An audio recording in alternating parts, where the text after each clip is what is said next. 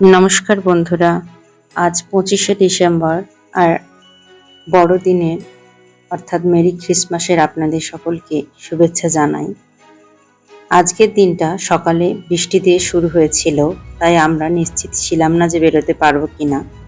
সকালে আমরা রান্না করে বেশ খাওয়া দাওয়া করলাম। আজকে একটু স্পেশাল মেনু করেছিলাম আমরা দুজন মিলে। তারপরে বিকালে এখানে একটা পার্কে ডিসকভারি গ্রিন বলে আগে গেছি আমরা, সেখানে গেছিলাম। আর এখানে তো আজকে পৌষ মেলার থেকে কিছু কম ভিড় নয়, দেখুন চারিদিকে লোকে লোকারণ্য। আর এর মাঝে যে লেকটি রয়েছে এই পার্কের মধ্যে ছোটই, সেখানে একপাশে আজকে কয়েকদিন হলো আইস স্কেটিং এর একটা ব্যবস্থা রয়েছে। আমরা আগে আসিনি, আজকেই ওখানে ডেকোরেশন সহ আইস স্কেটিং এর ওইদিকে এগিয়ে যাচ্ছিলাম। ক্রিসমাস বলে দোকানপাট আজ অনেকটাই বন্ধ, রাস্তায় গাড়ি ঘোড়ার সংখ্যাও অন্য দিনের তুলনায় কম।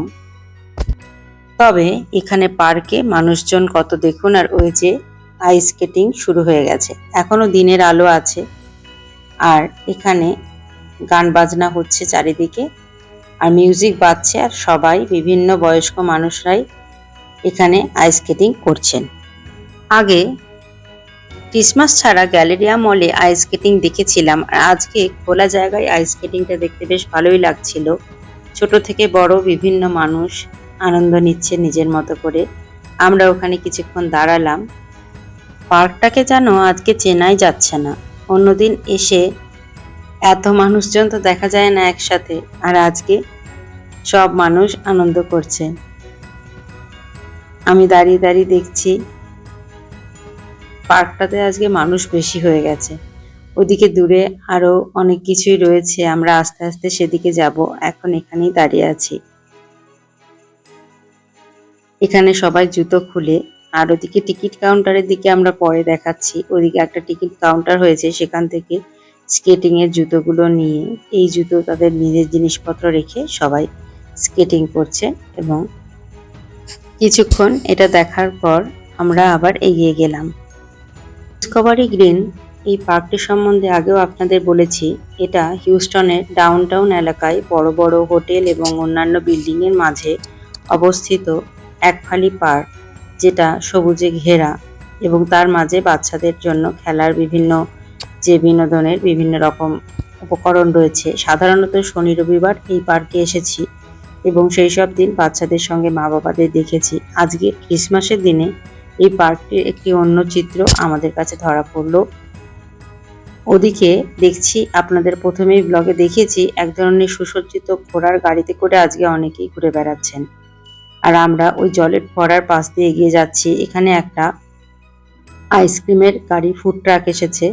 আসলে গোলা আইসক্রিম যেটাকে বলে, কুচো বরফ দিয়ে আমাদের যে কোনো জায়গাতেই যেটা আমরা খেয়ে থাকি, এখানেও কিন্তু আমেরিকাতেও সেটা বিক্রি হচ্ছে দেখলাম, এবং অনেকেই সেটা উপভোগ করছে। তারপর আমরা ওদিক থেকে পাশে দিয়ে হাঁটতে শুরু করলাম। এই যে জলের যেটা বলছিলাম আপনাদেরকে, হ্যালোউইনের সময় যে পামকিন ফেস্টিভ্যাল হচ্ছিল, তখন এই জলটার মধ্যে কায়াক এর কম্পিটিশন এবং কায়াকের বিভিন্ন কায়াকিং করার, নৌকা চালানোর এখানে একটা এন্টারটেনমেন্টের ব্যবস্থা হয়েছিল। আর সেখানে আজকে এখন হচ্ছে আইস স্কেটিং। এরপর আমরা ওখান থেকে ওদের আর একটা দিক যেটা পার্কের রয়েছে সেদিকে এগিয়ে গেলাম। এখানে এটা হচ্ছে ওদের একটি ওপেন এয়ার থিয়েটারের স্টেজ, সেটার পাশে আইস স্কেটিং এর জন্য মানুষ ওখানেও ভিড় করেছে। ওপেন এয়ার থিয়েটারে আজ কিছু হচ্ছিল না। আর এই এক পাশে খুব সুন্দর ওয়াটার লিলিগুলো ফুটেছিল। আমার এই ফুলগুলো এত ভালো লাগলো, তাই ওদের পাশে একটু দাঁড়ালাম। আর পার্কের এই পাশের গাছগুলো আলো দিয়ে ডেকোরেশন করে সাজানো হয়েছে, ওইদিকে আমরা একটু এগিয়ে যাচ্ছি। আসলে পার্কের বিভিন্ন দিক ঘুরে ঘুরে দেখছি। ক্রিসমাসের দিনটা আমরা বাংলায় থাকতে একরকম ভাবে উপভোগ করেছি, আর এখানে আমেরিকায় এসে এটার একটা অন্যরকম দিক দেখতে পেলাম। আমরা বিকালবেলায় রওনা দিয়েছিলাম বলে এখনো সূর্যের আলো রয়েছে। আর এই যে আমরা জলের অন্য প্রান্ততে চলে এসেছি, এখানে দাঁড়িয়ে দু একটা ছবি তুললাম। তারপরে আবার হাঁটা লাগালাম পার্কের অন্যদিকে। এখানে আজকে দেখছি কিছু ছোট ছোট এরকম বাচ্চাদের জন্য বেলুন, আলোর খেলনা, তারপরে ওই যে দেখুন যেটা আমরা হাওয়া বা লজেন্স যেটা বলা হয়, ওই যে যেটা পেঁচা তুলোর মতো করে বিক্রি হচ্ছে, হাওয়া মিঠাই বলা হয়, ওটাই বিক্রি হচ্ছে। আর ওখানে একটা সুন্দর জায়গায় ওখানে গোলাপ ফুল ফুটেছিল অনেক, আর এই জায়গাটাও খুব সুন্দর আলো দিয়ে সাজানো ছিল। আর এখানে রাস্তার উপরে একজন সিনথেসাইজার বা পিয়ানো নয় সিনথেসাইজারই, ওই বাজনায় বাজাচ্ছিলেন ওখানে বসে, এরকম তো দেখা যায়। ওটার আওয়াজটা বেশ একটা সুন্দর অ্যাম্বিয়েন্সে তৈরি করেছিল। আমরা ওখানেও একটু লাইটিংটা দেখলাম। আসলে চারিদিকেই দেখছি মানুষজন তখন আসছেন সন্ধে হওয়ার মুখে। আবার আমরা রাস্তা দিয়ে আর কি পুরো পার্কটা ঘুরে ঘুরে দেখছি। এদিকে একটা সুন্দর লাইটিং রয়েছে দেখলাম, তবে এটা এখন অতটা ভালো বোঝা যাবে না। যখন সন্ধ্যাবেলায় আপনাদের দেখাবো আজকে, একটু পরে ভিডিওটা শেষ পর্যন্ত দেখবেন, তাহলেই বুঝতে পারবেন। এই যে এটা ডিসকভারি গ্রিন পার্কের তরফ থেকে করা হয়েছিল। এখানে সত্যিকারের কিছু কিছু মথের এবং প্রজাপতির দেহর প্রতিকৃতি বানিয়ে আলো হিসেবে সেটা ওক গাছের ডালে সাজিয়ে দেওয়া হয়েছে। আর সেখান থেকে একটা হালকা আওয়াজ আসছে, আর খুব সুন্দর একটা আলো তৈরি হচ্ছে। এখনো অন্ধকার হয়নি বলে বোঝা যাচ্ছে না। এর নিচ দিয়ে দিয়ে সবাই হেঁটে যাচ্ছে, দুপাশে সিট রয়েছে। আমরা খানিকক্ষণ হেঁটে ক্লান্ত, তাই একটু বসলাম। আমাদের মতো অনেক ভারতীয় মানুষজনও পরিবার নিয়ে আজকে কিন্তু এইখানে এসেছেন দেখতে পেলাম। আর এই অভিনব ধরনের প্রজাপতি বা মথের আকৃতির আলোটা আমার বেশ দৃষ্টি আকর্ষণ করেছিল। অনেকেই এখানে থেমে দাঁড়িয়ে একটু আলোটা দেখছেন। আর সারি সারি দিয়ে মানুষের এই যে আসা যাওয়া, এটা খুব ভালো লাগছিল ওখানে বসে দেখতে। বেশ খানিকক্ষণ ওখানে বসেছিলাম আমরা। পার্কের মধ্যেখানে যে মাঠ, সেখানে আবার অনেক বাচ্চারাই আজকে ওখানে বিশেষ কয়েক ধরনের গাড়ি ভাড়া পাওয়া যাচ্ছিল। তাদের বাবা মারা বুকিং কাউন্টার থেকে বুক করছেন এবং সেগুলো চেপে ঘুরছিল। আর কিছু কিছু বাচ্চা আবার রিমোট কন্ট্রোল কারের রেসিং করছিল ওই মাঠে। অনেকেই আবার তাদের পশু কুকুরটাকে নিয়েও মাঠের মধ্যে ঘুরে বেড়াচ্ছিলেন। এইসব দেখতে দেখতেই আমরা দু একটা ছবি তুললাম এবং বসেছিলাম। ওদিকে দূরে আবার আপনাদের দেখাচ্ছি কিছু ফুড ট্রাক এসছে।